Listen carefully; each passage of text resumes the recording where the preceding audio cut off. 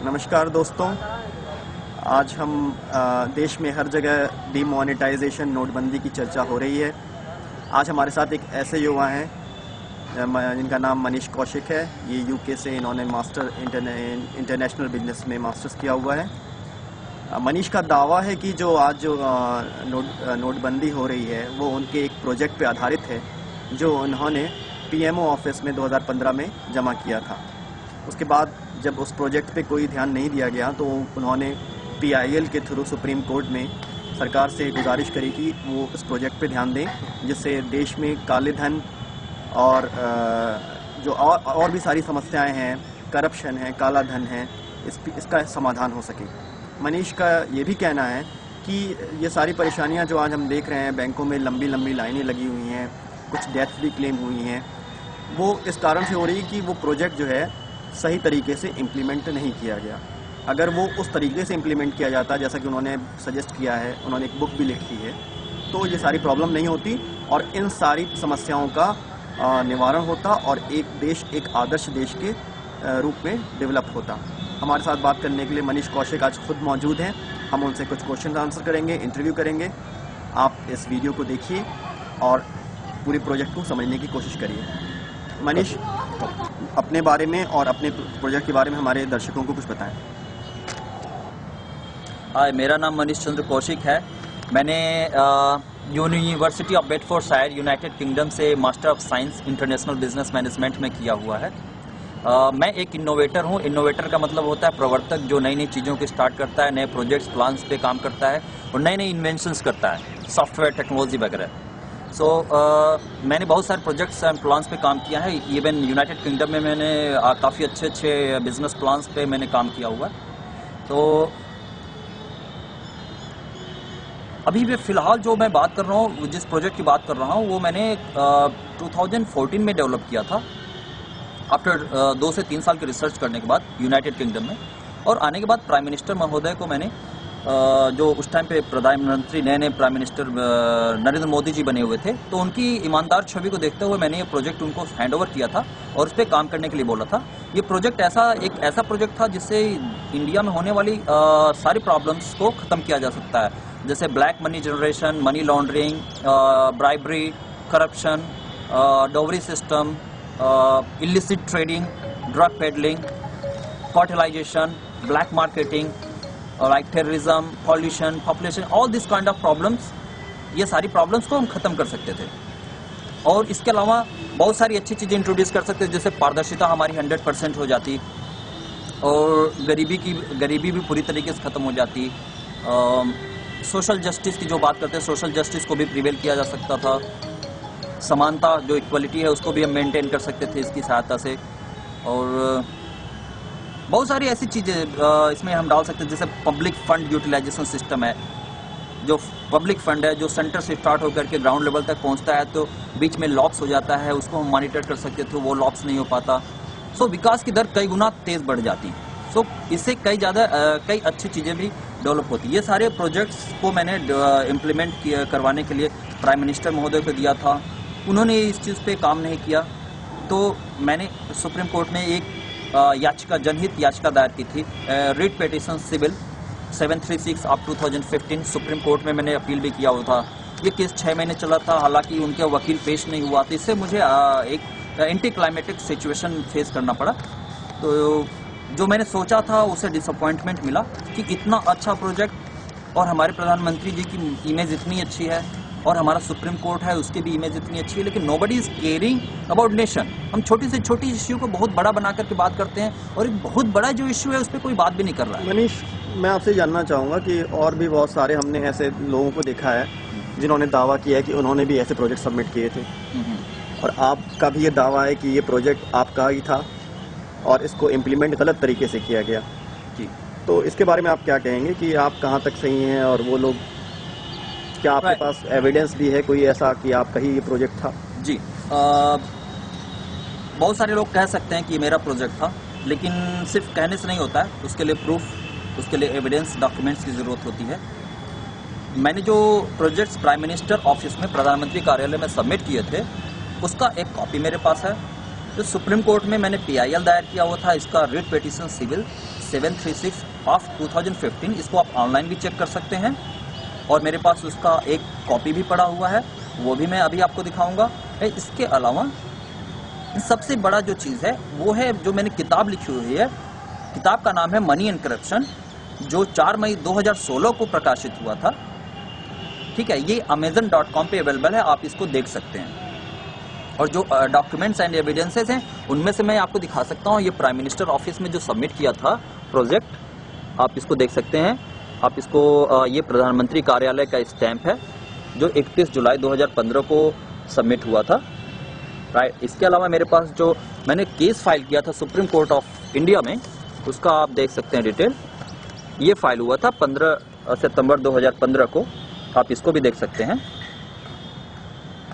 Right, सो ये evidences हैं। बाकी मेरी किताब जो मनी एंड करप्शन amazon.com पे अवेलेबल है, आप उसको अगर आप पढ़ेंगे तो उसमें आपको लगेगा कि हाँ ये प्रोजेक्ट कम्प्लीटली मेरा ये, क्योंकि उसमें A to Z पूरी थ्योरी, पूरी फिलोसफी, जितने भी इकोनॉमिकल एंड एरिथमेटिकल फार्मूलाज हैं सारे उसके अंदर मेंशन्ड है। सॉफ्टवेयर की जितने डायग्राम है सारे अवेलेबल हैं, जितनी टेक्नोलॉजीज हैं सारे हैं, और कितने फेजेज में होगा, 5 फेजेज में होगा, फेज 1 to 5 सारे उसके अंदर मेंशन्ड है।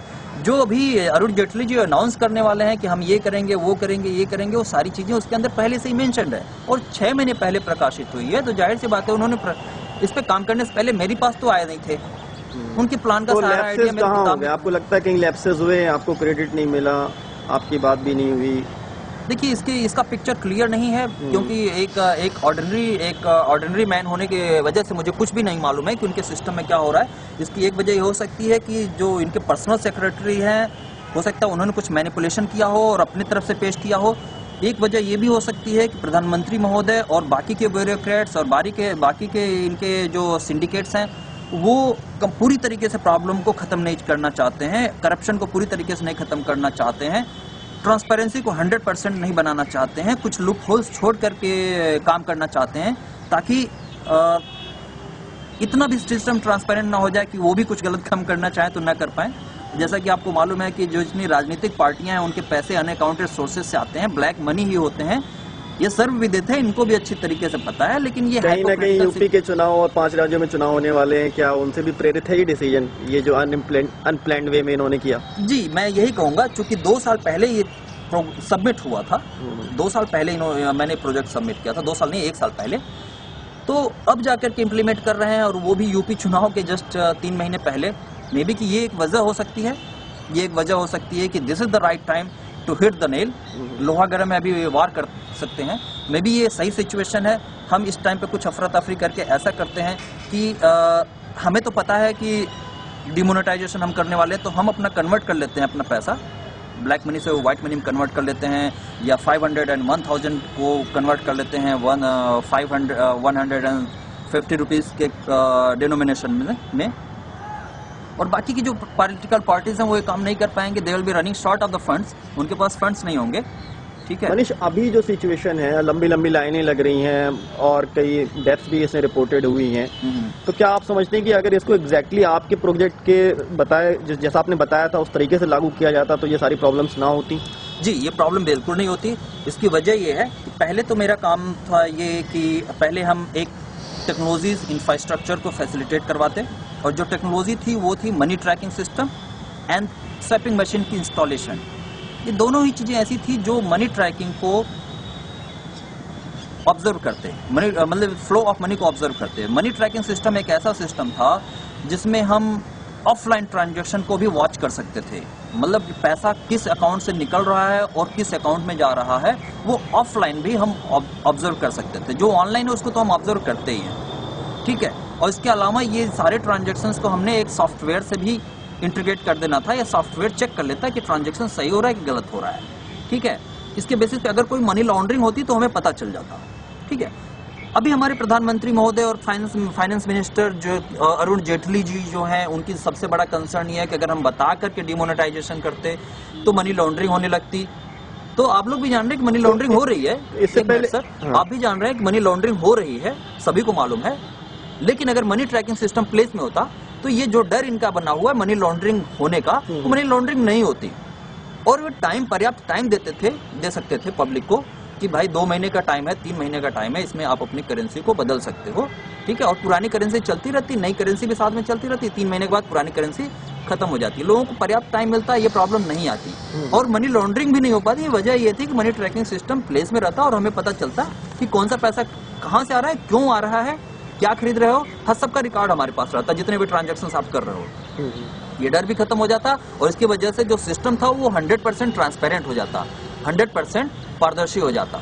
लेकिन प्रॉब्लम ये है कि उनको सिस्टम को पारदर्शी नहीं करना था, उनको सिर्फ नोटबंदी करनी थी, और वो भी यूपी चुनाव के पहले। मीन्स एक पॉलिटिकल एडवांटेज टाइप की सिचुएशन लग रही, पॉलिटिसाइजेशन लग रहा है।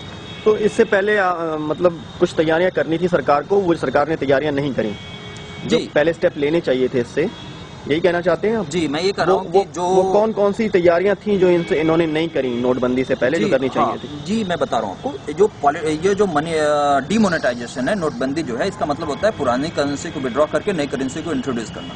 लेकिन इसका फायदा तभी मिलेगा जब आप सेकंड स्टेज में इसको करोगे। फर्स्ट स्टेज में आपको नेसेसरी इंफ्रास्ट्रक्चर एंड टेक्नोलॉजीज को इंट्रोड्यूस करना होता है, ठीक है। जब आप मनी ट्रैकिंग सिस्टम एंड ईडीआईज वगैरह सब कुछ इंस्टॉल कर दोगे तो हर एक पैसे का मूवमेंट आपको पता चलेगा, ठीक है। अगर आप ऐसा करके तब जा करके सेकंड फेज में करते हो डीमोनेटाइजेशन, तो मनी पूरी तरीके से फिल्टर आउट हो जाती है। मतलब जो मार्केट में अनक्लेम्ड मनी है वो पूरी तरीके से फिल्टर आउट हो जाती। आरबीआई उसके बदले नए नोट छापती, और वो नए नोट जब सेंटर से ग्राउंड लेवल तक जाते तो उसकी भी ट्रैकिंग हमें पता चलती कि कितना पैसा कहाँ पे खर्च हो रहा है, सही तरीके से ग्राउंड लेवल पे पहुंच रहा है पैसा कि नहीं, गरीब को अगर पहुंचना है तो अमीर को तो नहीं पहुंच रहा है, सब कुछ पता चलता। तब डीमोनेटाइजेशन का एक मतलब समझ में आता। लेकिन अभी इस डीमोनेटाइजेशन का कोई फायदा नहीं है, बल्कि और नुकसान है।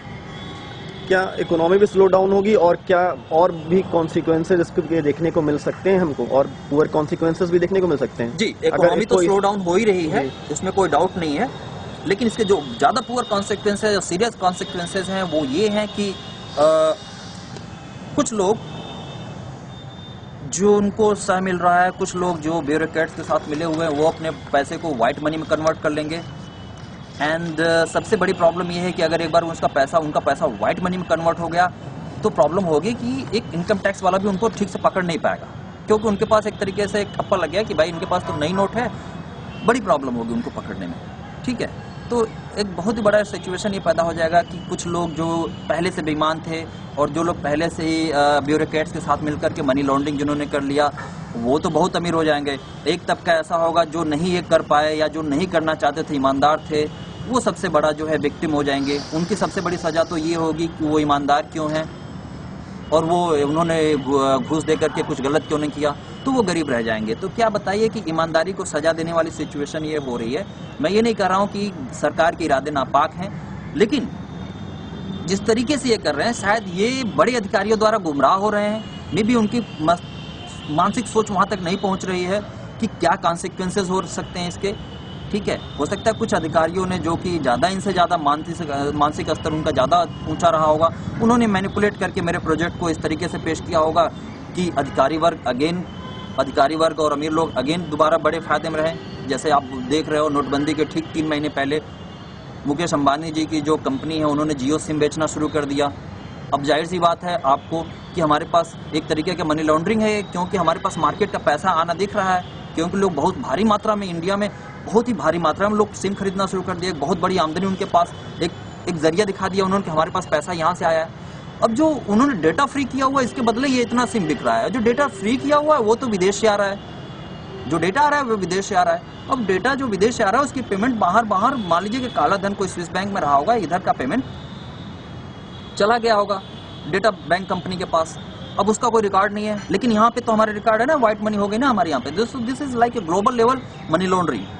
सो ऐसे छोटी छोटी कई घटनाएं हुई। बहुत महत्वपूर्ण जानकारियां आपने दी हमारी ऑडियंस को, हमारे दर्शकों को। तो अब मैं फाइनली आपसे पूछना चाहूँगा, अब आप क्या अपील करना चाहेंगे प्राइम मिनिस्टर से इस प्लेटफॉर्म के जरिए, और जो आम जनता है जो बहुत सफ़र कर रही है, इन दोनों के लिए आपके अगले क्या फाइनली मैसेज है? जी, वैसे तो मेरा जो प्रोजेक्ट है वो 5 स्टेजेस में होगा, और अरुण जेटली जी कुछ उनमें से बोले से इन्वांस भी कर रहे हैं कि हम ये करने वाले हैं, वो करने वाले। वो सारी चीज़ें, किताब मनी एंड करप्शन जो amazon.com पे अवेलेबल है, वो चीज़ तो है ही, वो चीज़ आप देख ही सकते हो। लेकिन जो मैं मेन कहना चाहता हूँ कि आउट इस 5 फेजेस में जो भी होंगे, उसका जो सार है वो ये है कि जो मनी ट्रैकिंग सिस्टम है, वो उसको इम्प्लीमेंट करवाना है, और EDIs स्वैपिंग मशीन लगभग हर जगह पे अवेलेबल करवाना है। सरकार को अपने तरफ से अवेलेबल करवाना है, न कि पेटीएम एटसेट्रा इनका सहारा लेना है, क्योंकि ये कंपनी अपना पैसा बना रही है। विदेशी कंपनियां हैं, विदेशी कंपनियां अपना पैसा बना रही हैं। हाँ। इसका सिंपल सा तरीका ये है कि कंपनी जो है, सरकार जो है इन्वेस्टर्स को लगा सकती है, इंडियन इन्वेस्टर्स को भी लगा सकती है, ग्लोबल इन्वेस्टर्स को भी लगा सकती है, और एक लगवाने के बाद उनकी जो लागत लगी हुई है उसको रिकवर करने के लिए 1 साल दे सकती है, 5 साल 10 साल के अंदर वो लोग रिकवर कर सकते हैं। उसके बाद से जो है जो भी सिस्टम होगा रिकवर के बाद वो दुकानदारों का होगा या ट्रांजैक्शन पॉइंट जहाँ पे भी लगाओ उनका होगा। ठीक है, ये काम करने हैं। और इसके बाद ये जब जितनी भी सारी जब हमारी मनी ट्रैकिंग सिस्टम आ जाती है तो सारे ट्रांजैक्शंस के पीछे मनी फ्लो का रीजन हमें समझ में आएगा, क्योंकि सारे मनी फ्लो को जो है प्रोडक्ट एंड सर्विसेज के फ्लो से हम कोरिलेट कर देंगे, तो हर ट्रांजैक्शन का एक वजह हमें पता चलेगा। जब ये सारे डेटा को हम एक इंटीग्रेट कर देंगे सॉफ्टवेयर से, सॉफ्टवेयर डिटेक्ट करके बता देगा अरिथमेटिकल और मैथमेटिकल फार्मूलाज के बेसिस पे कि ये ट्रांजैक्शन सही हो रहा है कि गलत हो रहा है। ठीक है, जब वो बता देगा तो हमारे पास एक बहुत बढ़िया डेटाबेस आ जाएगा। उसके बेसिस पे हम इस डेटा को अवेलेबल भी करा देंगे पब्लिक को। पब्लिक भी बैठ करके देख सकती है कि ये पर्टिकुलर ट्रांजैक्शन सही हो रहा है कि गलत हो रहा है, हमारी इकोनॉमी जो हमारा देश है सही दिशा में जा रहा है कि गलत दिशा में जा रहा है। ठीक है, और जो विकास होना चाहिए वो हो रहा है कि नहीं। आज हमारा विकास की दर 7.8 के आसपास था, अब ये 25 के आसपास पहुंच गया है कि नहीं, या 30% के पास इवन पहुंच गया है कि नहीं, ये हम इंश्योर कर सकते हैं। यहाँ तक कि मैं गारंटी दे रहा हूँ। और इसके अलावा इस प्रोजेक्ट से हमें बहुत सारी ऐसी भी उम्मीदें हैं, जैसे कि इससे सिस्टम को ट्रांसपेरेंट, एक्चुअली बेसिकली सिस्टम को ट्रांसपेरेंट बनाना है, यही मेरा मेन चीज़ है इसमें। मनीष, बहुत आपका धन्यवाद देना चाहूँगा, बहुत महत्वपूर्ण जानकारियाँ आपने हमारे दर्शकों को दी। चलते चलते बस ये आपसे जानना और चाहूँगा कि आगे आपके क्या प्लानिंग्स हैं, आगे क्या और भी कुछ प्रोजेक्ट हैं जिसपे आप काम कर रहे हैं जो देश हित में हैं? जी, बहुत सारे ऐसे प्रोजेक्ट्स हैं जिस पे अगर काम किया जाए, सिर्फ मैं नहीं, अदर यंगस्टर्स भी हैं, वो बहुत ही टैलेंटेड हैं। इवन मेरी टीम में ही बहुत सारे अच्छे अच्छे यंगस्टर्स हैं, उनके पास एक कमाल का ब्रेन है, बहुत ही ब्रिलियंट आइडियाज़ हैं। लेकिन हमारी मजबूरी ये है कि हमारी सरकार हमसे मिलती नहीं है, क्योंकि उनको ये लगता है कि हम मिलने लायक नहीं हैं। तो जब तक हम competent authorities, finance minister, prime minister, president जो और इवन इंडस्ट्रियलिस्ट, इनसे हम मिल नहीं पाएंगे, तब तक हम अपने आइडियाज़ को कैसे सामने रख पाएंगे। एक बहुत बड़ा जो एडवांटेज मिल सकता है, एक रिवोल्यूशनरी चेंज, एक क्रांतिकारी परिवर्तन जो आ सकता है हमारे देश में, और हमारे देश और दुनिया जो है एक जन्नत की तरह बदल सकती है, वो हो नहीं पाएगा। आप भी समझ रहे हैं कि जब तक हम विचारों को ज़मीन पे नहीं उतारेंगे तब तक विचार ही रह जाते हैं। और विचारों को ज़मीन पर उतारने के लिए एक टीम बनानी पड़ती है, एक कॉम्बिनेशन बनाना पड़ता है, जिसमें हमारे पास कॉम्पिटेंट अथॉरिटीज़ होना चाहिए, इन्वेस्टर्स होना चाहिए, और वो जब तक ब्रिजिंग नहीं होगा, जब तक वो गैप ब्रिज नहीं होगा, तब तक ये काम नहीं हो पाएगा। मनीष, आप अपना कॉन्टैक्ट नंबर, ईमेल आईडी भी हमारे दर्शकों को दें, ताकि ये इंटरव्यू सुनने के बाद यदि वो आपसे कॉन्टैक्ट करना चाहें, फीडबैक देना चाहें, तो वो आपको ईजिली एक्सेसिबल कर लें। जी, मेरा कॉन्टैक्ट नंबर है 7838420507, और दूसरा अल्टरनेटिव कॉन्टैक्ट नंबर है 9582320170। एंड इसके अलावा एक मेरा ईमेल आईडी है manishuk.kaushik7@gmail.com। और फेसबुक पे भी इस ईमेल आईडी को डाल सकते हैं और मुझे सर्च कर सकते हैं, मनीष कौशिक। एंड अगर आपको मेरी किताब सर्च करनी है, इसके बारे में इंफॉर्मेशन चाहिए, तो बुक का नाम है मनी एंड करप्शन, amazon.com पे अवेलेबल है। धन्यवाद।